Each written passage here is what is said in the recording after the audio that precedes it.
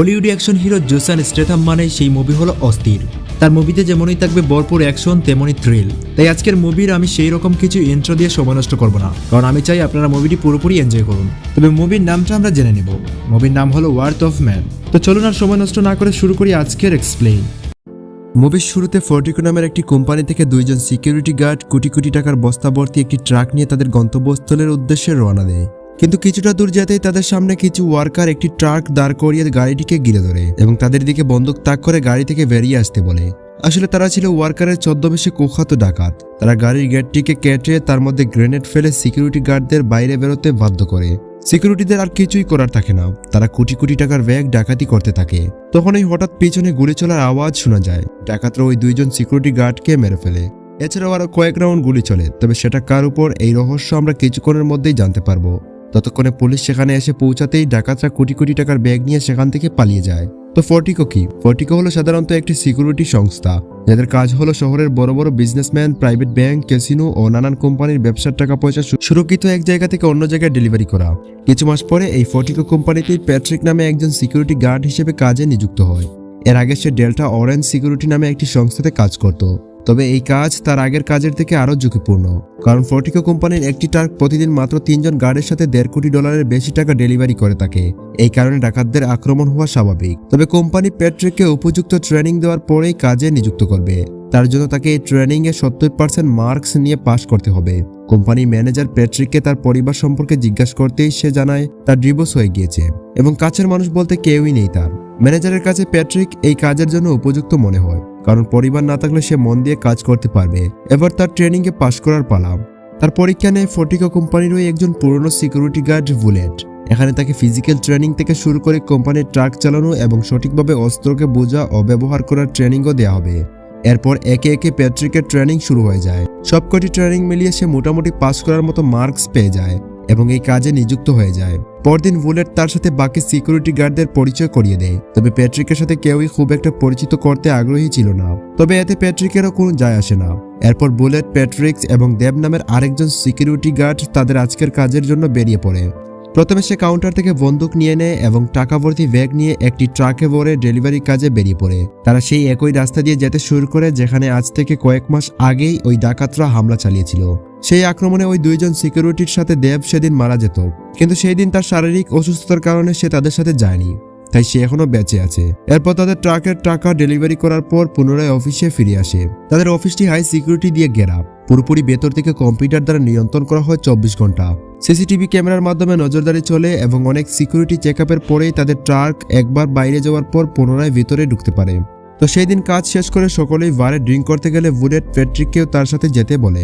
কোম্পানির নিয়ম ছিল তাদের কাজ শেষে সকলের আইডি কার্ডগুলি এক জায়গায় রেখে তবেই তারা কোম্পানি থেকে বেরোতে পারত। তবে সকালেই সেখানে আইডি কার্ড রেখে চলে গেলে প্যাট্রিক তার আইডি কার্ডটি রাখার সময় কেমন যেন কৌতূহলের নজরে সকলের আইডি কার্ডগুলিকে দেখতে থাকে। মনে হচ্ছিল সে কাউকে খুঁজছে।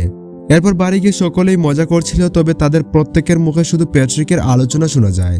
জন নামে সেই কোম্পানিতে কাজ করে একজন ব্যক্তি প্রথম দিন থেকেই প্যাট্রিককে খুব একটা পছন্দ করত না।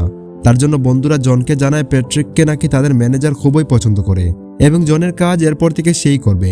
এটা শুনে জন আরো রেগে যায় এবং এই ব্যাপারে প্যাট্রিকের সাথে কথা বলতে চায়, তবে প্যাট্রিক তাকে খুব একটা গুরুত্ব দেয় না এবং তাকে কিছু টাকা দিয়ে একটি ড্রিঙ্ক কিনে তার থেকে দূরে দাঁড়িয়ে খেতে বলে, যাতে সে বিরক্তবোধ না হয়, যেটা সকলের সামনে জনের অপমানিত বোধ হয়। তবে প্যাট্রিকের এই অ্যাটিটিউড ডুনার খুবই পছন্দ হয়। ডুনাও ছিল সেই কোম্পানির একজন সিকিউরিটি গার্ড। পরদিন একইভাবে তারা কিছু টাকা ডেলিভারি করার জন্য একটি জায়গায় যায়। তবে অনেকক্ষণ পর বুলেট সেই টাকা ডেলিভারি করে ফিরে না আসলে দেব তার সাথে ওয়াকিটকিতে যোগাযোগ করে। তবে অপর প্রান্তে কিছু ডাকাতের আওয়াজ সে শুনতে পায়, যারা বুলেটকে হোস্টেজ বানিয়ে নেয়। বুলেটের পরিবর্তে তারা ট্রাকের প্রায় $25 লাখ চেয়ে বসে। তা না দিলে বুলেটকে তারা মেরে ফেলবে। এটা শুনে তো দেবের হাত পা কাঁপতে শুরু করে। সে প্যাট্রিককে জানায় তাদের গাড়িতে প্রায় $25 লাখ আছে, আর যেহেতু তারা এখন সুরক্ষিত তাই এই টাকা নিয়ে তারা পুনরায় অফিসে ফিরে যাবে। কিন্তু প্যাট্রিক প্রথমে তাকে শান্ত হতে বলে। তাকে দেখে মনে হচ্ছিল এটা খুবই সামান্য একটা ব্যাপার। সে বুলেটকে বাঁচানোর জন্য পুনরায় ওই ডাকাতদের সাথে তাকে কথা বলতে বলে, কারণ বুলেট তাদের পার্টনার, আর পার্টনারকে ছেড়ে সে কোনোভাবেই এখান থেকে যাবে না। এই কথা শুনে দেব কিছুটা শান্ত হয়ে ডাকাতদের সাথে কথা বলে তাদের দেওয়া ঠিকানায় পৌঁছে যায়। সেখানে ডাকাতরা বুলেটের মাথায় বন্দুক ধরে তাদের গাড়ি থেকে সকল টাকার ব্যাগ ডাকাতদের গাড়ির ডিকিতে চুরে দিতে বলে। তবে দেব জানে যদি তারা একবার গেটটিকে খুলে বাইরে বের হয় তাহলে বুলেটের সাথে সাথে তাদের দুইজনকে ওই ডাকাতরা মেরে ফেলবে। কিন্তু প্যাট্রিক ছিল পুরোপুরি কনফিডেন্ট। সে গাড়ির পিছনের গেটটি খুলে একে একে টাকার ব্যাগ ডিকিতে ফেলতে শুরু করে। এরই মধ্যে ইচ্ছা করে একটি ব্যাগ বাইরে ফেলে, যার ফলে সেই ডাকাত ব্যাগ তুলতে বাইরে আসলেই এই ফাঁকে সে বন্দুক বার করে সেই ডাকাতকে হেডশট দেয়।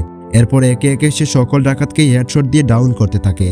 তার একটি টার্গেটও মিস হয় না। এই দৃশ্য দেখে ডাকাতদের লিডার সেখান থেকে পালাতে শুরু করে। প্যাট্রিকও তার পিছু নেয় এবং তাকে ধরেও ফেলে। এরপর সে তার লিডার সম্পর্কে জানতে চায়, তবে সে কিছুই না বলতে চাইলে কোনো রকম দ্বিধাবোধ না করেই প্যাট্রিক একেবারে সোজা তার মাথায় হেডশট দিয়ে মেরে ফেলে। প্যাট্রিকের এই রূপ দেখে বুলেট ও দেব তো একেবারেই অবাক, তাদের মুখ দিয়ে আর কোনো কথাই বের হয় না। এরপর প্যাট্রিক একে একে সকল ডাকাতদের চেক করতে থাকে। এই ঘটনার পর শহরের দুইজন ডিটেকটিভ তাদের কিছু জিজ্ঞাসাবাদ করে, কারণ প্যাট্রিক খুবই প্রফেশনের সাথে ওই ডাকাতদের হেডশট দিয়ে মেরেছে। কিন্তু সে তো খুব কম মার্কস পেয়ে এই ফোর্টিকো কোম্পানিতে কাজ পেয়েছে, তবে এটা কিভাবে সম্ভব? প্যাট্রিক তাদেরকে জানায়, যখন বিপদ একেবারে মাথার উপর আসে তখন ব্রেন এমনিতেই কাজ করে, হয়তো এই কারণে সে সকলকে একেবারে নিখুঁতভাবে মারতে পেরেছে। এটা শুনে ডিটেকটিভরা কয়েক মাস আগের সেই ডাকাতির ভিডিও ফুটেজটা তাকে দেখায় এবং জিজ্ঞাসা করে আজকের সাথে সেই দিনের ঘটনার কি কোনো কানেকশন আছে কিনা। সেই ভিডিও ফুটেজটি প্যাট্রিক অদ্ভুতভাবে দেখতে থাকে। দেখে মনে হয় সে হয়তো কিছুটা হলেও এ সম্পর্কে জানে, কিন্তু সে ডিটেকটিভদের একেবারে না বলে দেয়। ডিটেকটিভদের যাওয়ার পর কোম্পানির ম্যানেজার তাকে কিছুদিন ফিল্ড ডিউটি থেকে বিরত থাকতে বলে, কারণ কোম্পানির নিয়ম অনুযায়ী কোনো সিকিউরিটি গার্ডের সাথে যদি এইরকম ভায়োলেন্ট অ্যাক্টিভিটি হয়ে থাকে তাহলে কিছুদিনের জন্য তাকে এইসব কাজ থেকে অফিসিয়াল কাজে নিযুক্ত করা হয়, যাতে সে সবকিছু বলে থাকতে পারে। তবে তার এই সাহসিকতায় ফোর্টিকো কোম্পানির মালিক তো খুবই খুশি ছিল। সে ম্যানেজারকে প্যাট্রিককে প্রমোশন দিতে বলে, কারণ তার মতোই সিকিউরিটি তো এই কোম্পানির দরকার। অন্যদিকে সেই দুইজন ডিটেকটিভ তার উপদস্থ অফিসার কিংকে কল দেয়, কারণ তারা প্যাট্রিকের আসল পরিচয় জানতে পেরেছিল। তবে ওই অফিসারকে প্যাট্রিক সম্পর্কে জানাতেই তিনি জানান তারা যেন প্যাট্রিককে তার মন মতোই কাজ করতে দেয় এবং তার পরিচয় যেন তারা গোপন রাখে, না হলে তারা বিপদে পড়বে। কারণ সে এখানে ফোর্টিকো কোম্পানির কোটি কোটি টাকার জন্য আসেনি, তার আসল উদ্দেশ্য হলো অন্য কিছু। আর এর থেকে বোঝা যাচ্ছিল কোনো বড় মাপের ব্যক্তি তো তাকে এখানে পাঠিয়েছে। স্বয়ং সরকারের এজেন্টরা পর্যন্ত ভয় পাচ্ছে। তবে কে সে একটু পরে জানতে পারবেন। রাতে জনের সাথে একটি মেয়ে দেখা করে এবং ফোর্টিকো কোম্পানির সকল কর্মীদের ডিটেলস, বিশেষ করে ডোনা নামের ওই মেয়েটির এবং একটি মৃত ব্যক্তির পোস্টমর্টম রিপোর্ট এনে দেয়। সে ওই ডাকাতদের ভিডিওটিকে এবং কর্মীদের ডিটেলস গুলিকে একেবারে মনোযোগ সহকারে দেখতে থাকে। সেই লিস্টের মধ্যে সে প্রথমে ডোনাকেই টার্গেট করে। পরদিন সে পুনরায় কাজে যুক্ত হয়। অফিসের সকল কর্মীরাই তাকে হাততালির মাধ্যমে সম্মান জানায়, কারণ সকলেই তার সাহসিকতা ও স্কিল দেখে একেবারেই হতবাক। সেদিন তারা আবারও টাকা নিয়ে ডেলিভারির কাজে বেরিয়ে পড়ে। তবে হঠাৎ তাদেরকে কিছু ডাকাত রাস্তায় ঘিরে ধরে। প্রথমে তারা গাড়ির প্রত্যেকটা কাঁচ কালো রং দিয়ে ঢেকে দেয়, এরপর গাড়ির মধ্যে ধোঁয়ায় ভরিয়ে দেয়, যার ফলে বাধ্য হয়ে বুলেটকে ট্রাক থেকে বেরিয়ে আসতে হয়। কিছুক্ষণ পর প্যাট্রিক পিছনের গেটটি খুলে মুখে রুমাল দিয়ে বাইরে বেরিয়ে আসে। ডাকাতরা তাকে নিচে শুয়ে পড়তে বলে, তবে তার মুখের রুমালটি সরাতেই কেমন যেন ডাকাতরা ভয় পেয়ে যায়। তাদের চোখে মুখে আতঙ্ক স্পষ্ট দেখা যাচ্ছিল।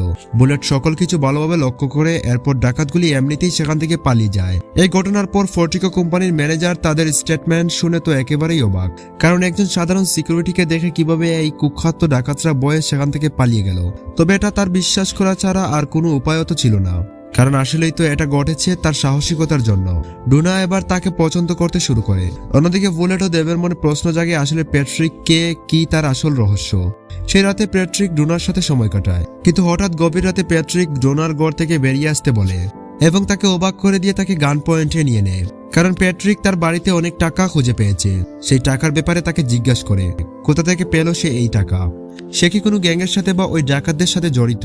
ডোনা কিছুই বলতে রাজি হয় না। তখন প্যাট্রিক তার পুরো পরিবারকে মেরে ফেলার ভয় দেখায়, যার ফলে সে জানায় সেই টাকা সে তাদের অফিস থেকে চুরি করেই এনেছে, সে কোনো গ্যাংয়ের সাথে জড়িত নয়। প্যাট্রিক তাকে সাফ জানিয়ে দেয় যদি সে পরে জানতে পারে সে কোনো গ্যাং বা ডাকাতদের সাথে জড়িত আছে তাহলে সব থেকে যন্ত্রণাদায়ক মৃত্যু সে তাকেই দিবে। এটা শুনে ডোনা প্রচন্ড ভয় পেয়ে যায়। তবে আমরা বুঝতে পারি প্যাট্রিক কাউকে খুঁজছে যে তার সব থেকে বড় ক্ষতি করেছে। এবার কি সেই ক্ষতি সেটা জেনে নেই। 5 মাস আগের ঘটনা দেখানো হয় এবং এখানে আমরা প্যাট্রিকের আসল পরিচয় জানতে পারি। প্যাট্রিক হলো কুখ্যাত একজন অপরাধী বা গ্যাংস্টার বললেই চলে, তবে কোনো সাধারণ গ্যাংস্টার নয়, কারণ সরকারের চোখের সামনে দিয়ে সে অপরাধ করে।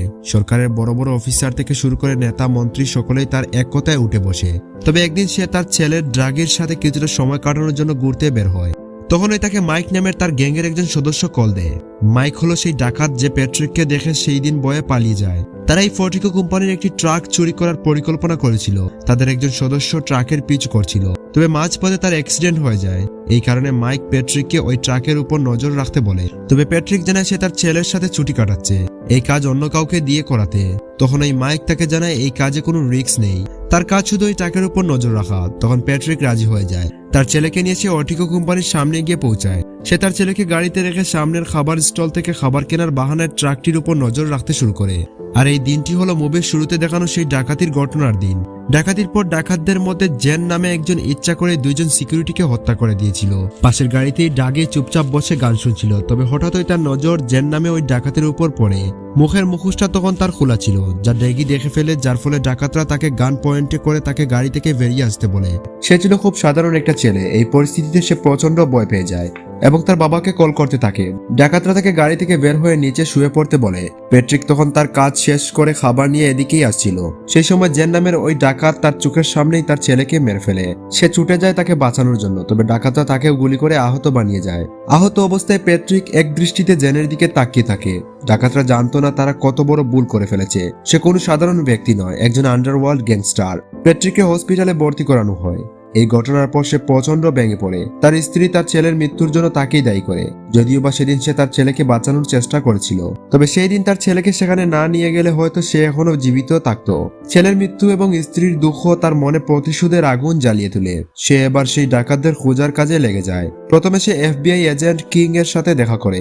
আসলে এই ঘটনার পিছনে স্থানীয় কোনো ডাকাত দল বা গ্যাং আছে কিনা সে সম্পর্কে কিং তাকে কিছুই বলতে পারে না, কিন্তু কয়েকজন সন্দেহভাজন লোকের লিস্ট তার হাতে তুলে দেয় এবং তার যেভাবে ইচ্ছা সেভাবে তাদের থেকে আসল সত্য বার করে সকল দোষীদের খুঁজে বার করতে বলে। এই কাজে আইন সবসময় তার পাশে থাকবে এবং কোনো রকম তার কাজে হস্তক্ষেপ করবে না।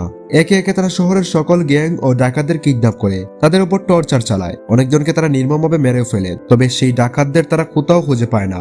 যার ফলে একদিন মাইক প্যাট্রিককে জানায় এইভাবে যদি তারা একে একে সকলকে মারতে থাকে তাহলে একসময় তারা গ্যাং ওয়ারে জড়িয়ে পড়বে।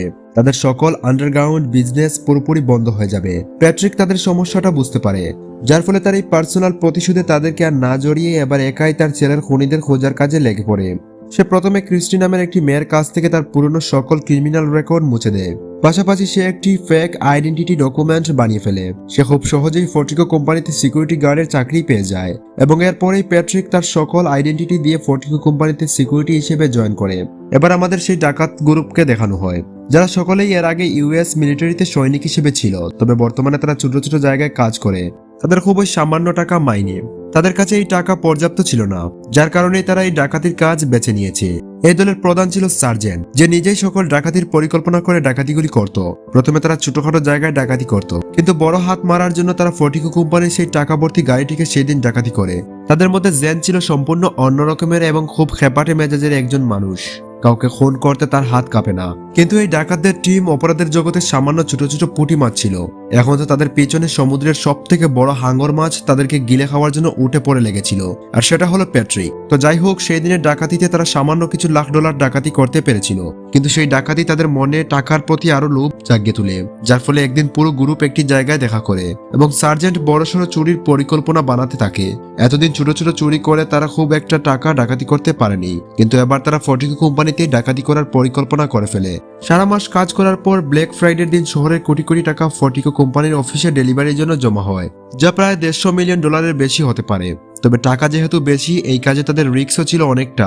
তাই সার্জেন্ট আগে থেকেই তাদেরকে জানিয়ে দেয়, এই ডাকাতিতে যদি কেউ মারাও যায় তাহলে জীবিত অন্যজন তার ভাগের সকল টাকা তার পরিবারের হাতে তুলে দেবে। এই ডাকাতিতে ফর্টিকো কোম্পানির ওই একজন সিকিউরিটি তাদেরকে সাহায্য করবে, যে তাদের পুরনো পার্টনার।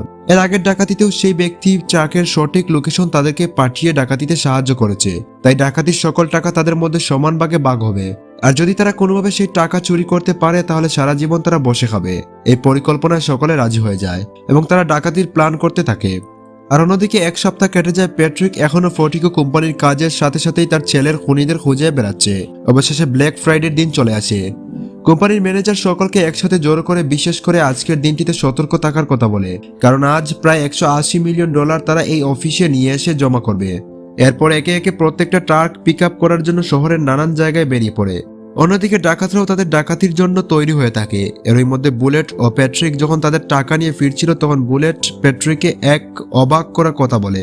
সে জানায় তার কিছু বন্ধু আছে যাদেরকে সে সাহায্য করে এবং তার বিপদে তারাও তাকে সাহায্য করে। আসলে কোম্পানির টাকা ডাকাতি হওয়ার পিছনে তার সেই বন্ধুদেরই হাত রয়েছে, আর এই কাজে সে তাদেরকে সাহায্য করে। তবে কিছু মাস আগের ডাকাতিতে তারা একজন সিভিলিয়ানকে হত্যা করেছিল, যার কারণে তারা এতদিন আন্ডারগ্রাউন্ডে ছিল। কিন্তু আজ তারা পুরোপুরি ফোর্টিকো কোম্পানিতে ডাকাতি করবে। বুলেট জানতো না সে কাকে এসব কথা বলছে।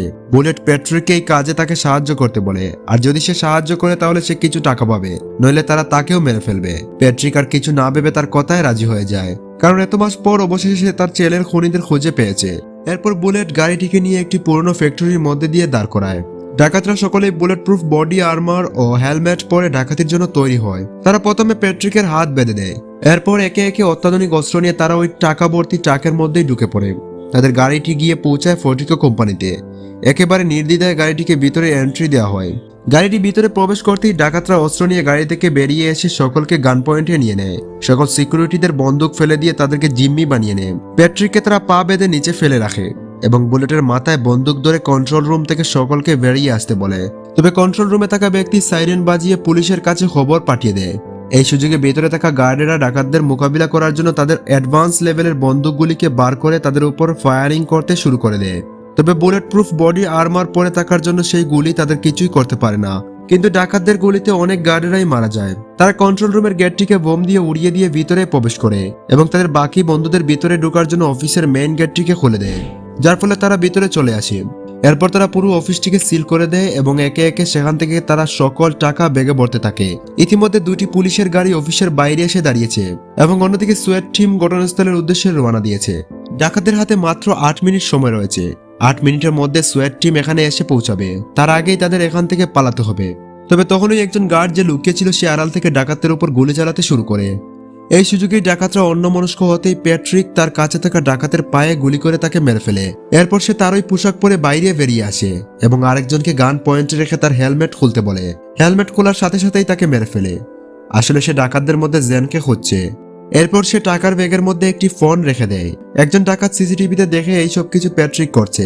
এদিকে প্যাট্রিক আরেকজন ডাকাতের সাথে লড়াই শুরু করে দেয় এবং অবশেষে তাকেও মেরে ফেলে। শেষমেশ আর মাত্র 3 জন বেঁচে থাকে, তাদের মধ্যে একজন ছিল আহত।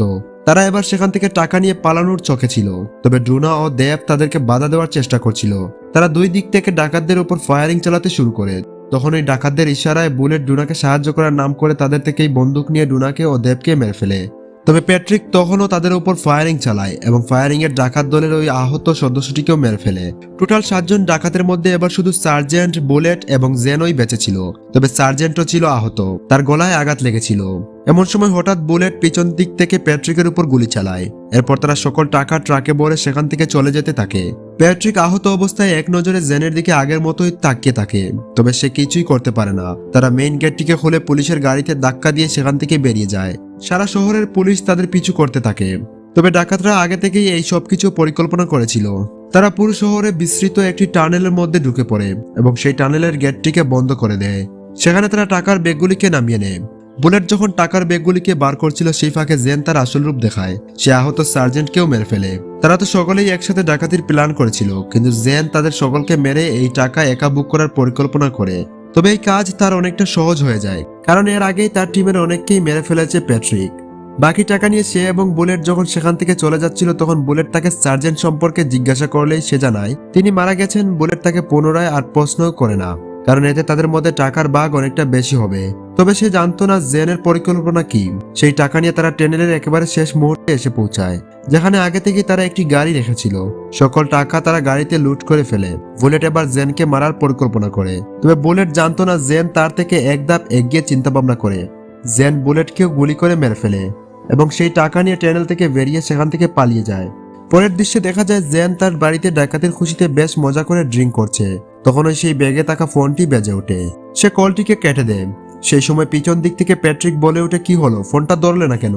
সে একেবারে চমকে ওঠে। জেন জিজ্ঞাসা করে, কি চাই তোমার, কেন তুমি আমার পিছু করছো? প্যাট্রিক তার ছেলের পোস্টমর্টমের রিপোর্টটা তার কাছে ছুড়ে দেয়।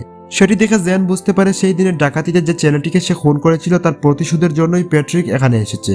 জেন এবার তাকে টাকার লোভ দেখায়, তবে প্যাট্রিক এখানে টাকার জন্য আসেনি। প্যাট্রিক তার ছেলের বদলা নেওয়ার জন্য এসেছে। প্যাট্রিক সরাসরি জেনের ঠিক সেই জায়গায় গুলি করে যে জায়গায় তার ছেলেকে সে গুলি করেছিল। অবশেষে জেন মারা গেলে প্যাট্রিক নিচে নেমে আসে। এজেন্ট কিং তার জন্য অপেক্ষা করছিল। সে প্যাট্রিককে জিজ্ঞাসা করে তার কাজ কি শেষ। প্যাট্রিক জানায়, হ্যাঁ, আমার কাজ শেষ। এই বলে সে একটি গাড়িতে করে সেখান থেকে চলে যায় এবং এর সাথে সাথেই মুভিটি এখানেই শেষ হয়ে যায়। তো বন্ধুরা, কেমন লাগলো আজকের এই গ্যাংস্টারের কাহিনী? যদি আপনাদের ভালো লেগে থাকে তাহলে ভিডিওটিতে একটি লাইক এবং বন্ধুদের সাথে শেয়ার করে দিবেন। আর আপনাদের মতামত কমেন্টে অবশ্যই জানাবেন। মানে কেমন লাগলো আজকের এই এক্সপ্লেনেশন বা এরকম ভিডিও আপনারা আরো দেখতে চান কিনা সেটা কমেন্ট করে জানাবেন। আর এইরকম এক্সপ্লেন যদি আপনারা পছন্দ করে থাকেন তাহলে আমাদের চ্যানেলটিকে সাবস্ক্রাইব করে পাশে থাকুন।